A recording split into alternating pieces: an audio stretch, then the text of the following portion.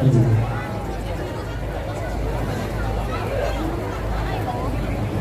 panggung malam Mas Foto. Periksa kamera.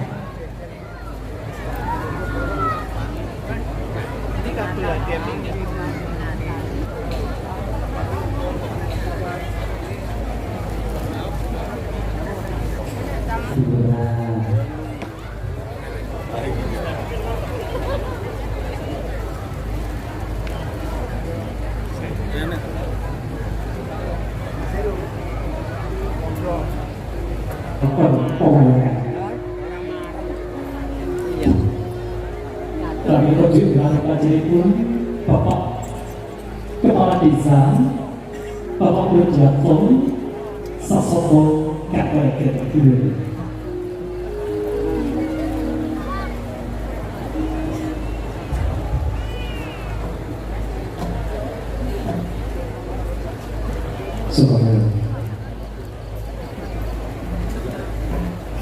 Dua kali lopi tokoh kebanyakan daripada kita yang pun tadi ganti ada lakon sumilaing patut wonten ing Ngamarta Nyuwun.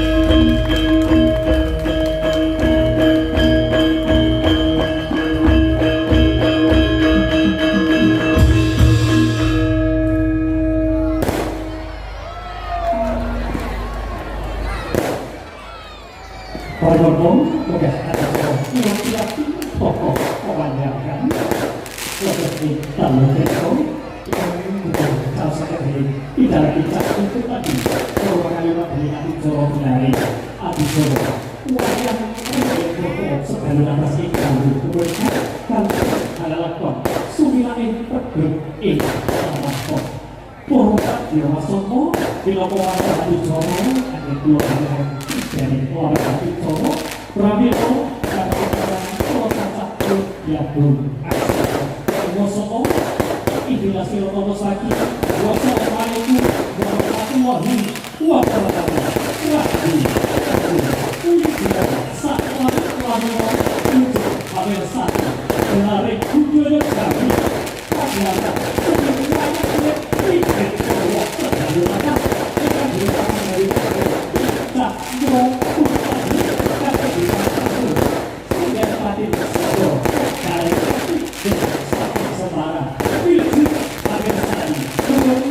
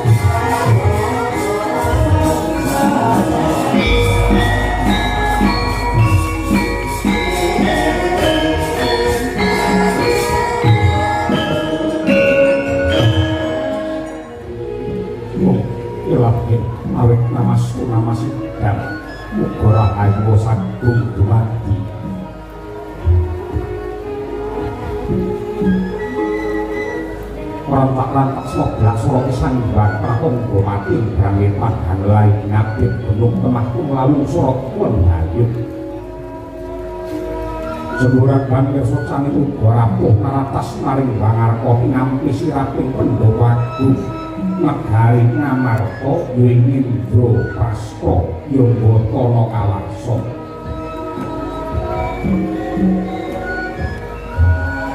Sandrane kraton ngamarta kaya ketaman bodro irawan bodro rembulan irawan mendung soroting rembulan ingkang katutup dening iku setemekan bayani surem ingkang mapan wonten ing Pendowagu negari Indra para hasta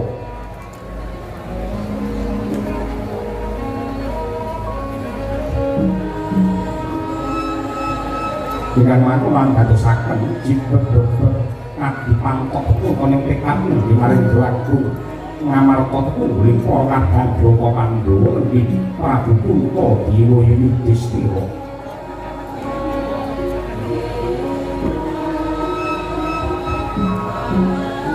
mangkono tanggap ing sasmita nggih ngrayi panggak Pandhawa saking Jodipati Pradewa Udayarya Sena Cikra Sumiwa mringarsani Sang Naka Bapak wonten pasebaning panah Pandhawa sapring madu para nggih Diaharjuna Raden Janaka. Ing kaliyan der pasebaning para nayaka jejer riyel padhel dikit mengane pangkoso awet kakaikan sanduh amantil. Dengan pengindian demi satya kembar kemantan wijil saking sawujajar lan bumira tahu nenggih Raden Nakula miwah Sadiya.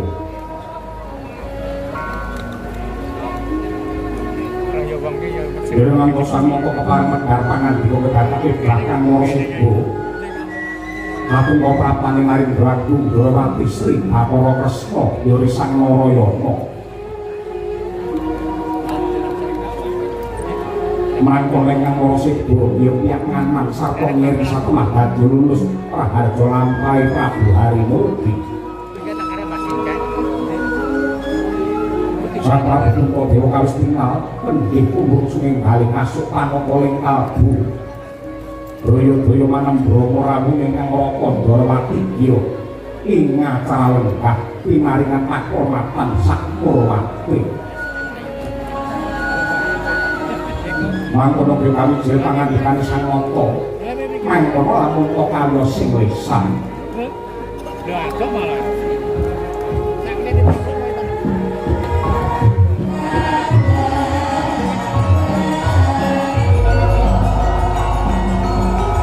Sang kiri mulai kakor borisan wabengkak Sahanani kanjang anan sedeng kasih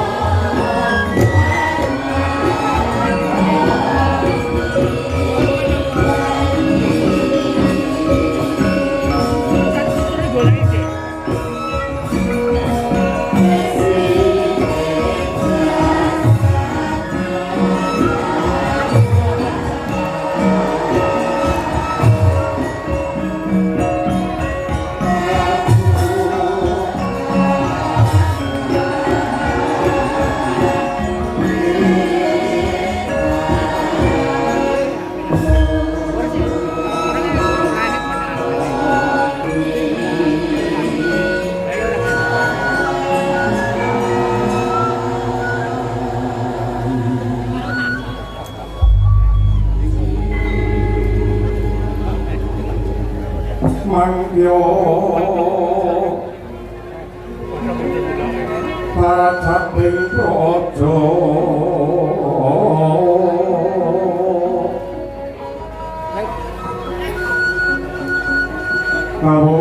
kawuryan wasana uri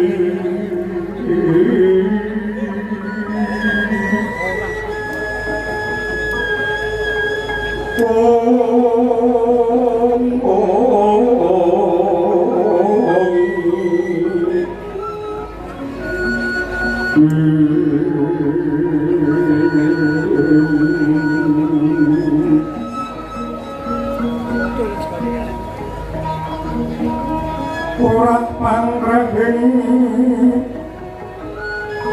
mukara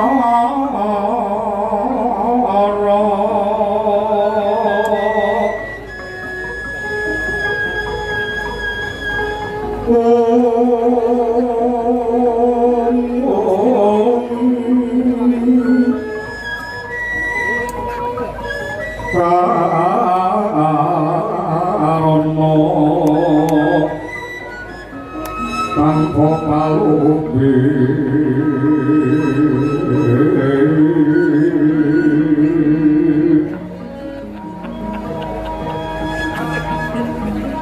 hatilah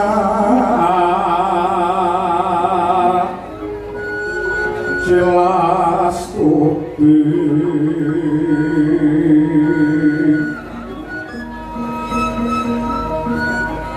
so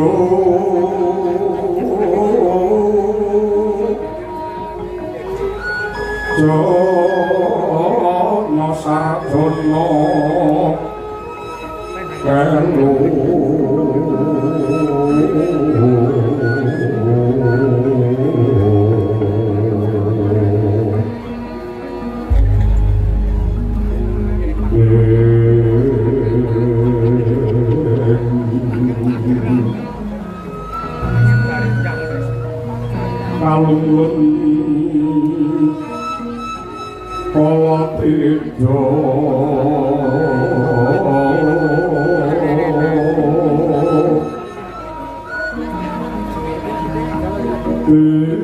Dem angganing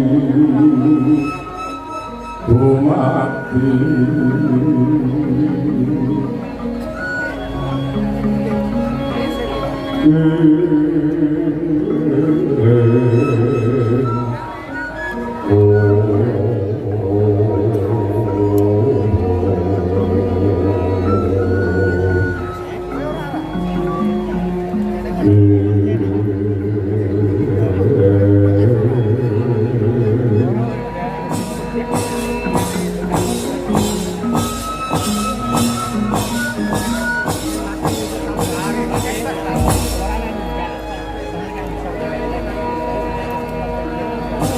Iwan Sukswat dinin wikugo paling pepayung peringan wananing susah kemah bagar pemandanganing jagat ngamarko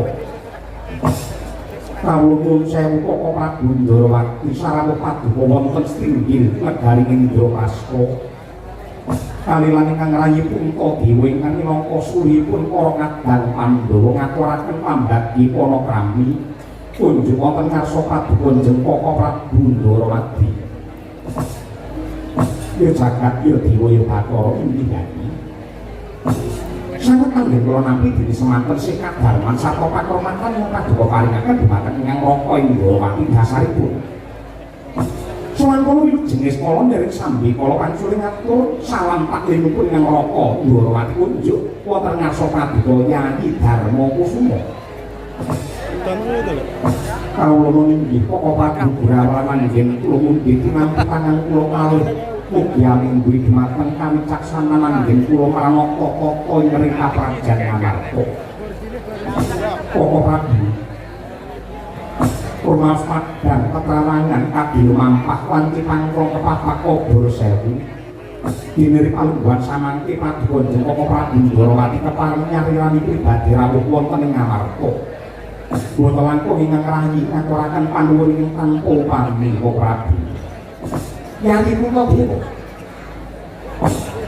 ingkang Raka Indrawati sowan wonten negari Ngamarta sepisan pilih tata dipun ingkang kagelar wonten ing praja Mbotana Kawarsa angka kalih manut badhe nyocokaken pawarta ingkang dinandungi karma kabar ingkang semebar warta ing sampun raka bilih palungguhan samangke negari Ngamarta nedhen ketaman Ingkin Ngamarta nedhen ketaman Prihatin pramila bidal kula saking Ndorowati kadhi kula jangkah sepisan dadi supados enggal marak wonten ngarsa paduka Yayi Puntadewa sasampunipun kula mangarsa Yayi kaliyan kula cumadong dawuh kabar ingkang kula tampi menika kabur menapa kabar garing kasingatan kaliyan kula ingkang Raka Ndorowati cumadong dawuh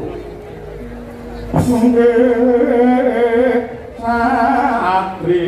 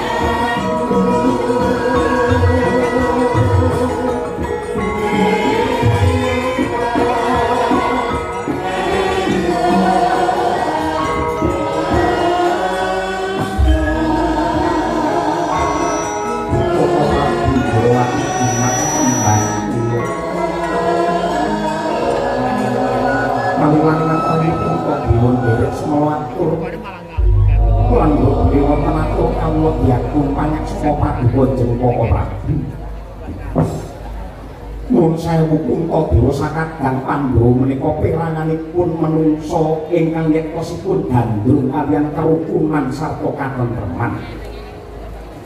Awit penggawe Kuntadewa boten badhe wonten gaman ingkang ampuh kejawi namung gaman pamindah. Tuladhanipun para kusuma bangsa ingkang sampun labuh dumateng negari Madyanto namung kanthi gaman pring ingkang dipun linjiki nang lampa tunggal tunggake blak bolong dileng-gilik ing dados ciptanipun yektosipun awuh dumateng kasantosan. Jinten asma kakanku Pandhawa Pitra kaya karo Udara iki kok perangane menungsa Madyanto ati wong akeh buah-buah sarine akeh sing padha namung kuwi seneng bodho seneng karo pasulayan seneng karo cecungkran nanging yektine batin kuwi seneng karo batakan rasa kanunggal rasa kerukunan kaya sing dikandhakake dening barek mau ning dunya iki tetep sing ampuh dhewe mung gaman kerukunan. Aku mongso isih nyawang karo gelaring kahanan mergane ngamarta kene yoga ana perangane disa sing pendak rong taun sepisan nganakake syukuran tumrap disa kuwi mau dipandhegani karo lurahe. Pendak rong taun pisan anane wong rukun tanpa kerukunan lokal bisa mawujud saben sak RT 2 juta utuh karo lurahe sapi loro.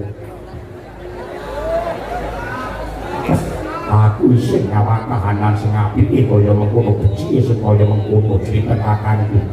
Mula mumpung kowe wis teko ning negara Ngamarta para kaki kowe dawuhke tutura. Dalan iki sing kudu dikake supaya aku ora kelangan kiblat. Koko Prabu. Semunipun bab kahanan ingkang kebak cecungkran perkara sepele ingkang dados gawe lara ingkang nimbrung dumateng para kawula kathah para kawula ingkang ketaman pagebluk larang sandhan lawan pangan semunipun kok wonten gandeng jenengipun kaliyan icalipun jimat jamus Kalimasada menawi kula etang sampun setunggal Condro utawi setunggal wulan menika jimat Kalimasada kala wau uwal saking tangan kula Jengkaka Prabu Ndrawati. Gusti kang abin rate sayanira sumunu abya wulan purnama sidhi wong kuning nemu giring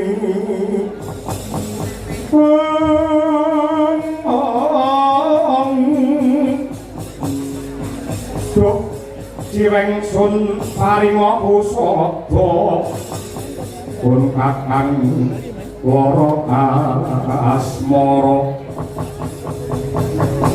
semira lir kebiaring apik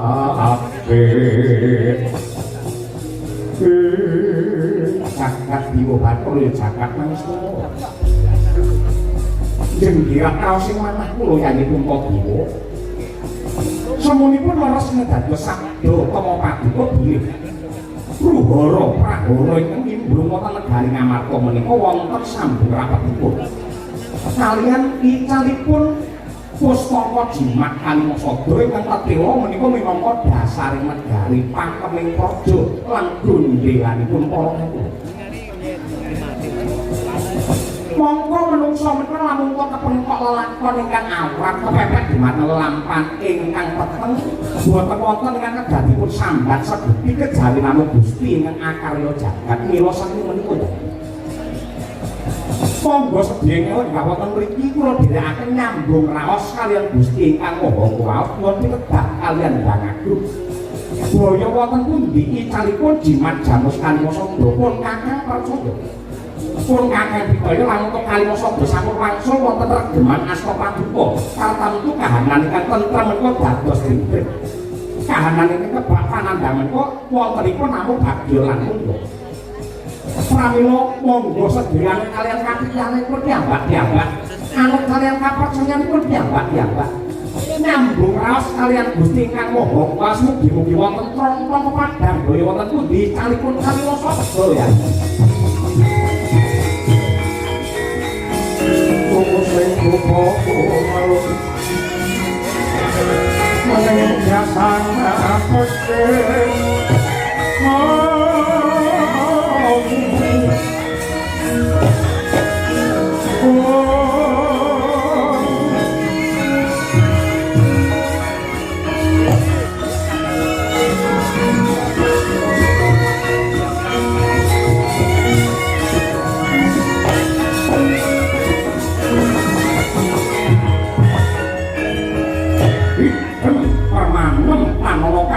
Boy pendoan pun ngekari ngestimok bilang dekan dining Loto Agung Ndarawanti Sri Bathara Kresna sedaya sampeyan nyambung rasa marang Gusti ingkang Maha Kuwasa kaya mati jroning urip-urip sajroning pati liyep layak pingaluyut pindha pecating supena sumusuping rasa jati-jatine Prabu Kresna ngatas pring diwane ucap Pandra sing panalongsa melenging pangesti meninging panembah kencenging pamidrajat saged yaring ilat kaya wis amat napa Ndrawati antuk gak iping pangirang pangsiting bangetung pramila sigra gumregel pangandikanira mecah dumateng sepine kang swasana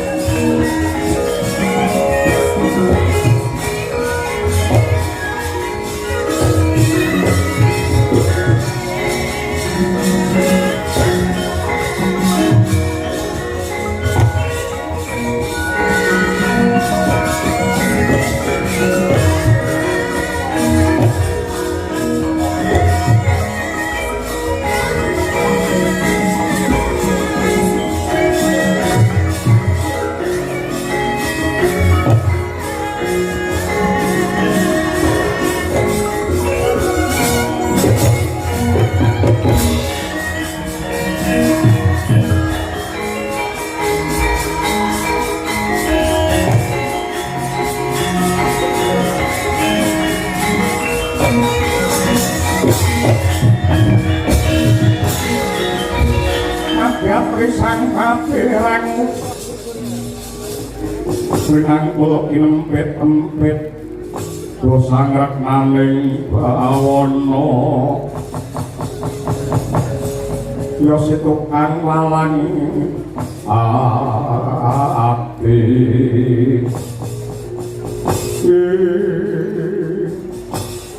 Koko Prabu Ndrawati Inggih sampun jukaran nggihipun mangsah semedi kula pinados. Mesti kemawon paduka sampun pikantuk pangsiting Bathara. Monggo klaturi paring dawuh daya wonten pundi cale kalimasa Koko Prabu. Yai Arjuna wonten dawuh. Nadamipun kakang Yai Puntadewa pundi kados pundi Koko Prabu. Nadyan to mawali-wali anggen kula nyuwun pitedah kalian Gusti ingkang Maha Mirah. Pandene wangsit ingkang dipun paringaken kok mboten owah, mboten buset. Sekolah munta Kalimasada menika kinidra dening Duratmaka. Tur ingkang nolong Jamus Kalimasada menika sanes tiyang liya braya malah keluarga Ngamarta piyambak. Kita tetepake ana negara Ngamarta kuwi hukume kudu adil kanthi sak adil-adile. Nadyan to wong liya braya yen pancet gedhe labune marang negara kudu pinaringan wujude bebungah utawa nugroho. Kosok baline nadyan to urip daging keluarga misat yen pancen kleru kudu pinatrapan ing pidana jumbuh lawan dosa lan kelumpuhan. Nanging jenggirat raos sing manah kula Yai Punta Babar pisan ingkang Raka Ndorowati kok mboten Nyakrabawa mboten Dugawana. Kenging menapa kok Kalimasada dipun colong lari Plangkawati Abimanyu?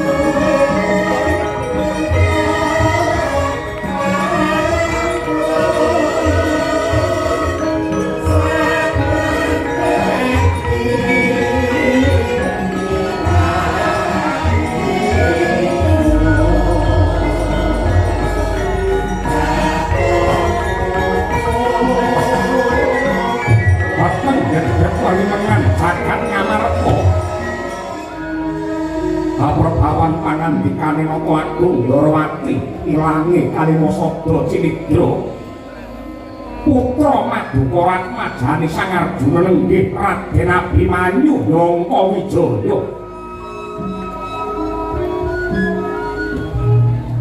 langkung-langkung Sang Arjuna mung boprok ngalumpruk kaya lila sanata bebayune datane bagatan musik bungkem sewu basa datang bisa micara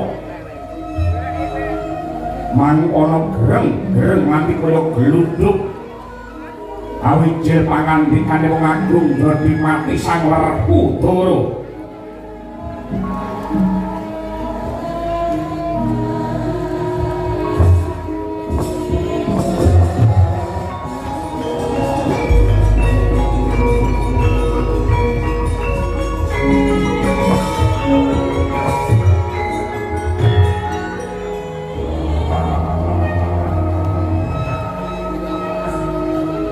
pertahanku apa ora kleru wansik saka dewa sing mbok tampa kaya rapi munalar lamun anakku Plangkawati Abimanyu tumindak cidra kaya mangkono aku luwih Plangka Wijaya wiwit cilik aku sapa karo watak lampu lagak lakon lagiane kae bocah prasaja kae bocah didik ora memper lamun koran kota nyalong anane Kalimasada Werkudara opo gunung dhuwur kae kena diundhahi segara jero kena dijajaki bali atine menungso sapa sing ngerti kula jaman sing wis maju kaya ngene iki siabi kudu waspada kudu teliti lan ngati-ati nyawang karo gelare kahanan yen disawang pancen Abimanyu kaya bocah jujur kaya bocah kendel bocah meneng bocah lugu ning atine Abimanyu kepiye apa Yayi Werkudara ngerti sing ngerti rasane menungso ya mung sing lakoni wong nyawang akeh klerune lamun kelebake mergo Ndorowati ki ana Ndorowati ki ana bocah nom sandangane iki sarwa kebake tata krama rina wengi sabane papan panembah sabane papan pangibadah saben-saben nindakake panembah mesti mapan ning papan panembah limang panci ora keri mesti ana ing masjid glegeken bae ngucap alhamdulillah ning kocap bareng sepi wong nyolong kotak amal kuwi enak aja gampang percaya karo lagake manungsa mari kula sampeyan iki nyumpesa dhumateng Yayi Puntadewa kok Abimanyu andhane patrap ing kados mekaten mbok menawi wonten bab ingkang sinambian kalisipun Yayi Punta kaliyan Plangka Wijaya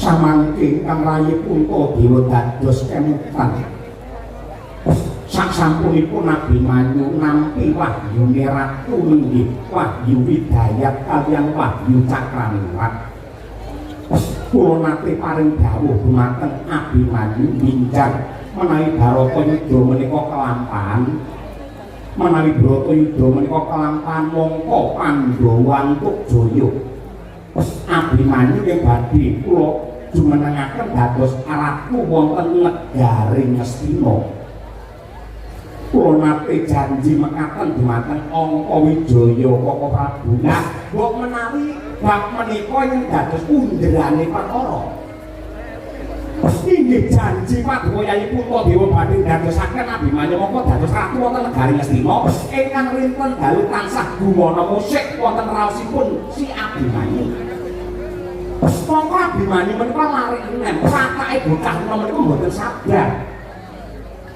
Napa ngenteni bar Bratayuda iya yen Bratayuda Pandhawa menang yen nganti kalah yo piye upamane Pandhawa menang lan Bratayuda yo yen Pandhawa isih eling karo janjine yen nganti lali kepiye mergo para nom-noman mliginipun Abimanyu sampun apal watake para pejabat watake para pimpinan anggere janji akeh laline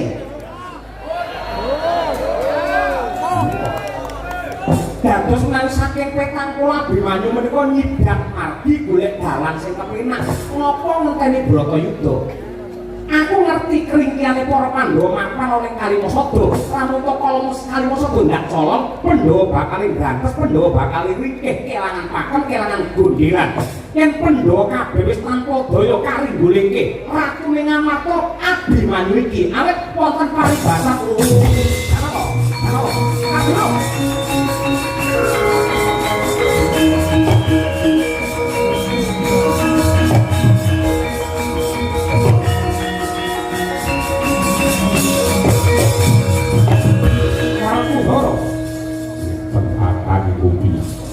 menangan di rungane si Arjuna nek tanpa pepuyan anu jujuk mring Lokawati ngajar karo si Abimanyu iki negara hukum ora kena tumindak sadurunge dhewe yen nganti ana apa-apa tumrape Abimanyu lan Janaka kowe aja mung meneng bae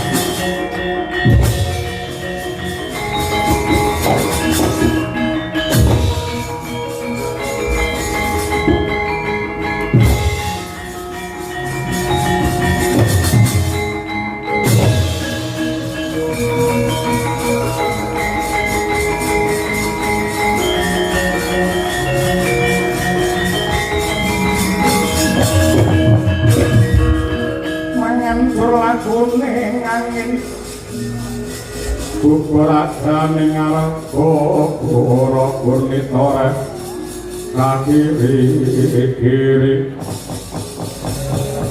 para bumi prakem kita madula manyambak ambak utan treswar lan esus sindung riwut magenturan sindung liwut magenturan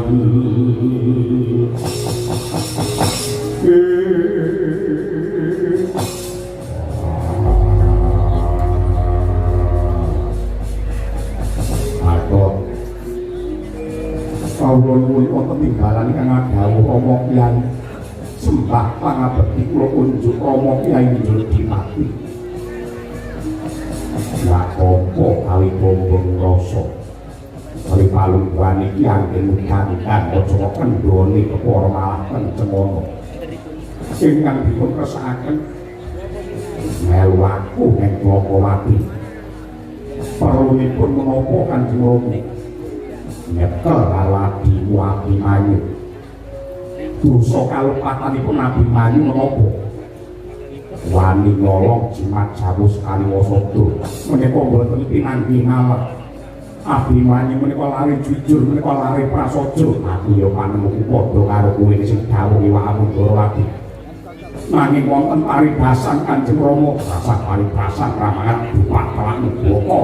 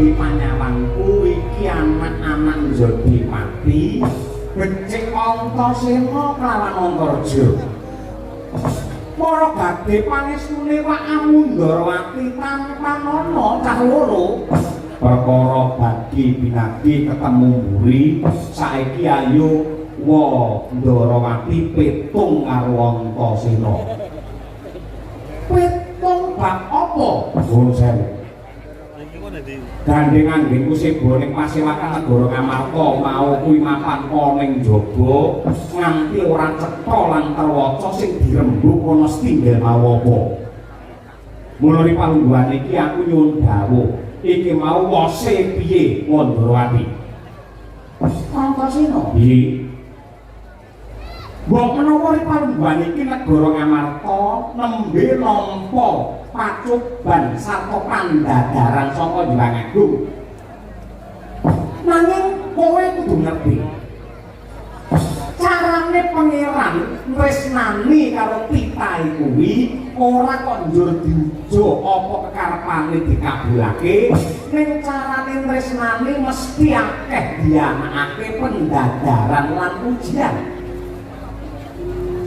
Contoh utusane Gusti Rasul pangeran kaya butitah sing ditresnani karo sing gelar jagat sing ora gawe telitian endi utusane pangeran sing uripe mulus kepenak ora ana racake rina wengi tansah nampa pacoban. Para pangeran kuwi nyoba karo manungsa mesti wis diukur kekuatane sing dicoba. Ora bakal pangeran iki nodi karo manungsa sak njabane kekuatane manungsa. Oh ngono. Proyek ning donya iki sing dicoba iki kabeh ora mung para Pandhawa bae. Ning kabeh manungsa maton mapan ana Ngarcapada, raga isih gandeng karo nyawa.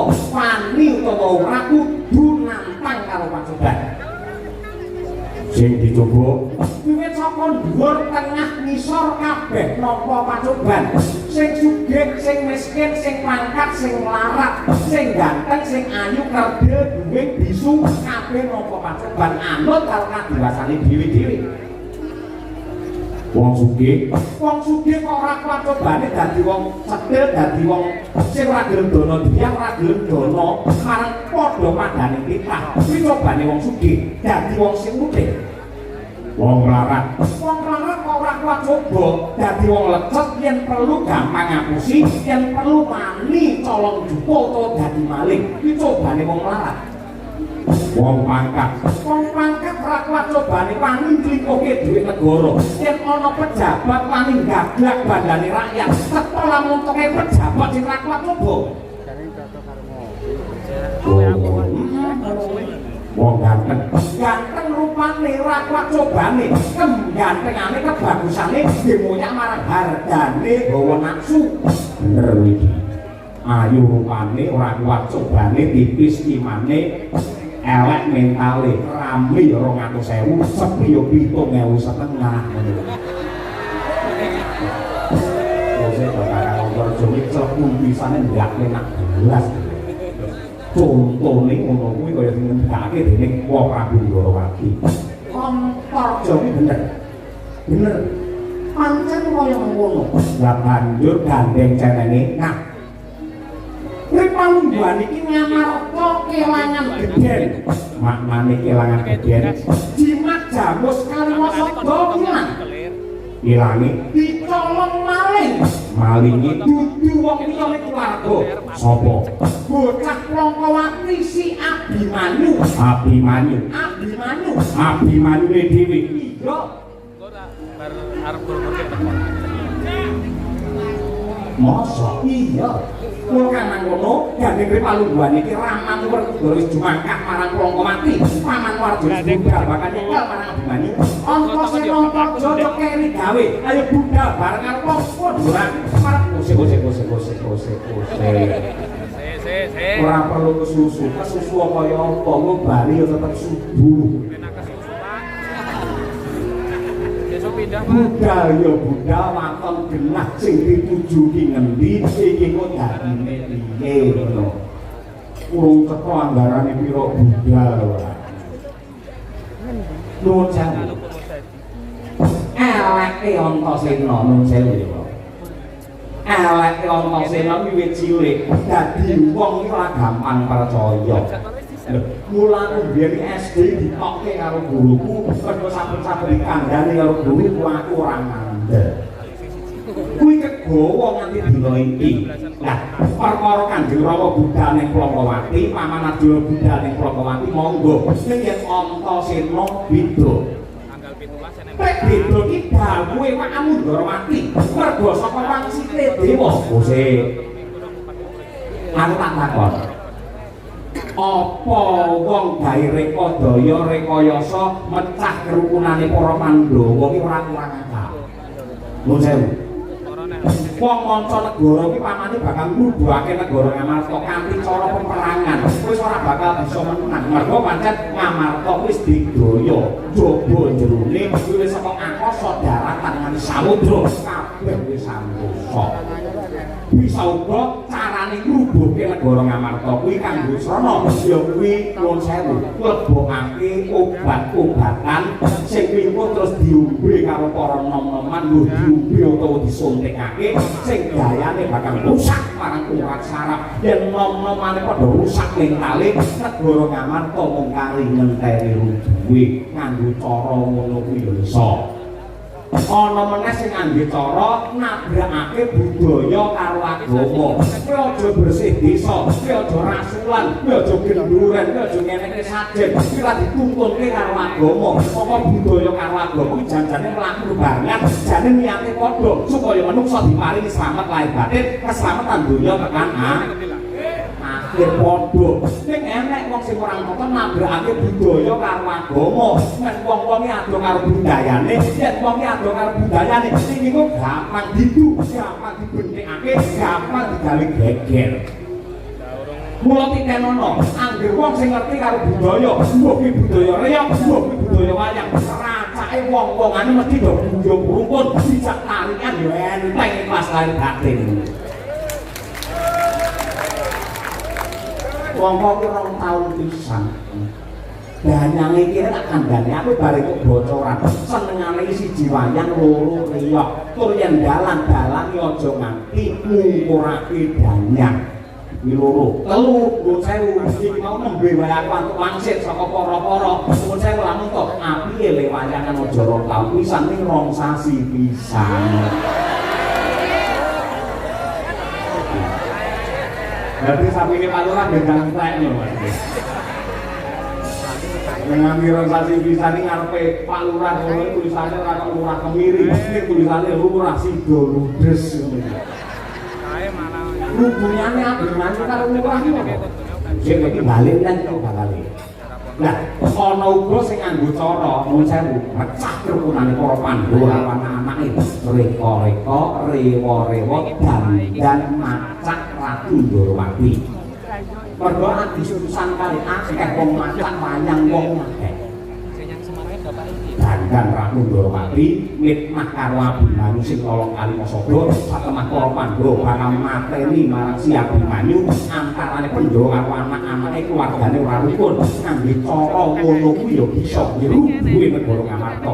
Yen ngono kuwi gak kok kasmati ratu palsu. Yen Ratu Ndorowati tenan kudu ransu ngono iki ayine sabar. Aku ransu mung berbukan macam ini. Wes nyatane meriah kaya mengkono. Yen pancen Ndorowati paring dawuh lamun to sing nyidra Kalimasada ki Abimanyu dasare Ndorowati apa? Lho, cetha lamun to wangsite dewa. Dewa ngendi? Dewa kayangan. Kabeh dewa ning kayangan rene dewa ning komplek. Wis ora tak kon ngomong aja ngomong to. Anggere ngomong dialek ngono. Dewa kayangan apa Kukulun Bathara Guru Suralaya, apa Kaindran Bathara Indra, apa Argadana Bathara Brahma. Suralaya sapa? Bathara Guru paring dawuh piye marang Wong Kresna. Panjenengane paring dawuh lamun sing nyolong Kalimasada ora mulya kejaba si Abimanyu. Yen pancen kaya mengkono dina iki Wong Kresna tak aturi jagongan karo Kakang Raja. Lho, lah kowe bakal menyang endi? Aku nyuwun pamit bakal munggah kayangan Suralaya. Perlune ketemu karo Bathara Guru. Yen wis ketemu, Aku bakal takon karo Bathara Guru, aku pancen Bathara Guru paling dawuh ngono tenan, lamun to sing nyolong Kalimangsa Abimanyu marang Wong Kresna. Yen pancen bener ngono tenan, rasa wong liya aku sing sago ngajar karo Abimanyu ning poso baline. Yen aku takon karo Bathara Guru, mongko Bathara Guru ora paling dawuh apa-apa, apa kira-kira Wong Kresna wani nampani kaneksane Karang Taruna Kemiri. Kowe bakal munggah kayangan, ketemu Bathara Guru. Ora munggah kayangan besok kapan? Dino iki uga. Kula tekaning kayangan ora bakal ketemu karo Bathara Guru. Sebabe mergo Bathara Guru dino iki nginep ning Tlaga Ngebleh. Kan opo? Posisi kan? Oke. Kuwi ora posisi. Ayo, kula posisi apa ngono. Nanti macam-macam. Nanti nek-nek ilang kota kramamu. Ngapa kowe? Mboten napa-napa. Karep ngantem aku lho. Oh, ngertos. Ayang-ayangmu kok arep ketok. Lho, Bu. Anjir budal ono sing. Wis. Men cetha, men gamblang, men atiku ki ora ragu-ragu. Jane panjenenganmu kagungan jejuluk Sri Bathara Kresna.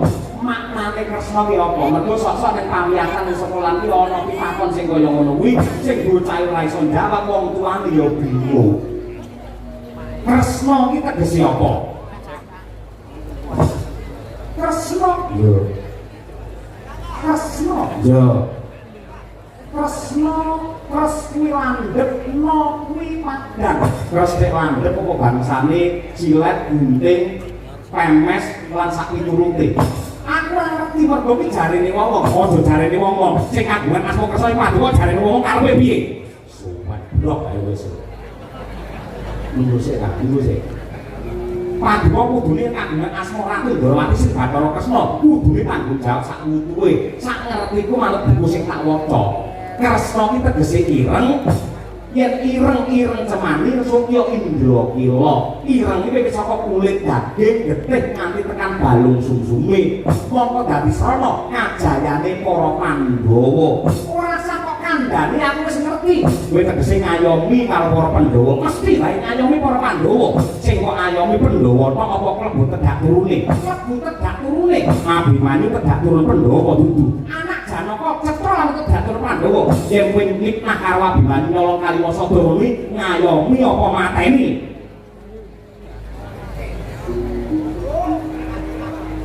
Ora ngono kok.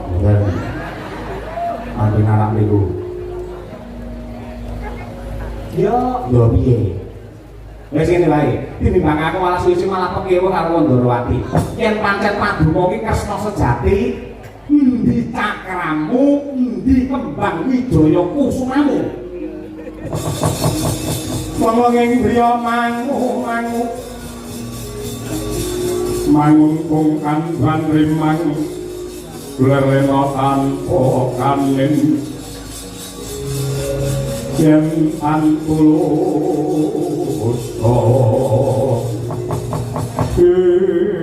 Antasena kelawan Antarja biyen pun Ndrawati nate paring dawuh marang ramamu Werkudara Ndadipati. Menungsa kuwi ora sampurna mergo kadurungan lali dosa kelawan ira.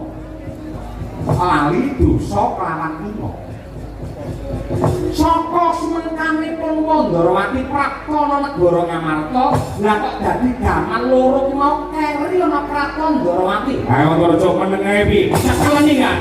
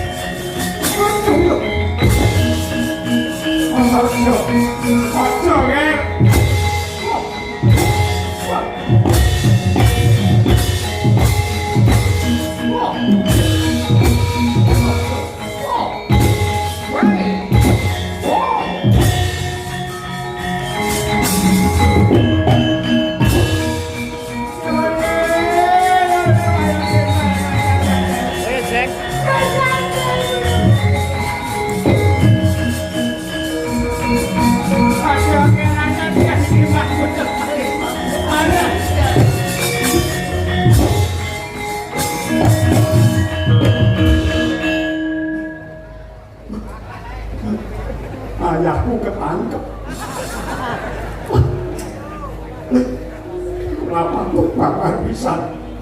Swata ora iso nampa kanyatane. Bapakku Sukalima jaluk bali. Ora balekake wong Amarta ora arek kabeh.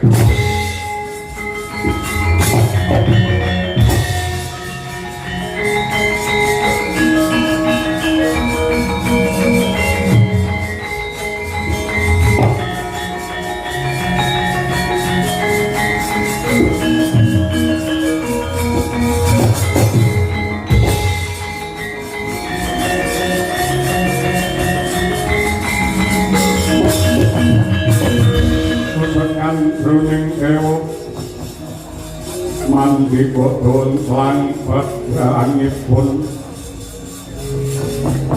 kang ketaman brojo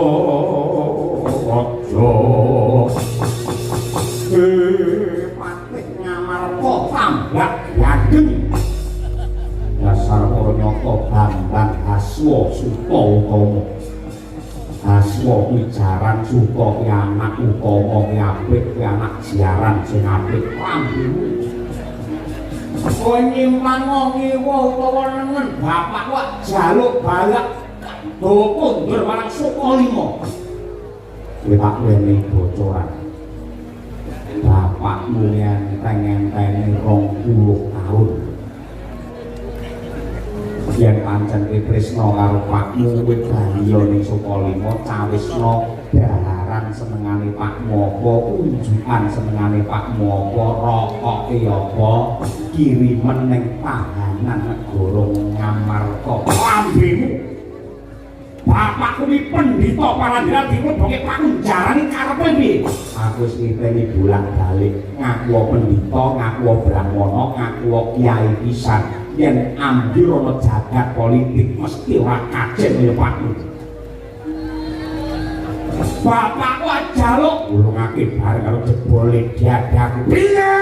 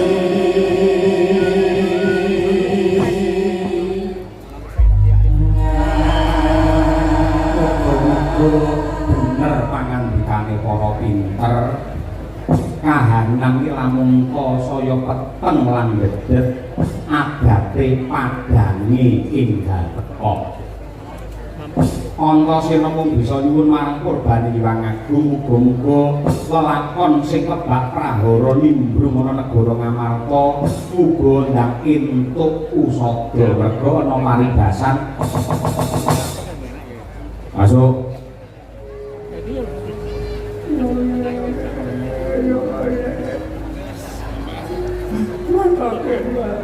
Mantan berganda untuk ekiswan dengan dimana otot yang dijumlah dan dimolong berkolak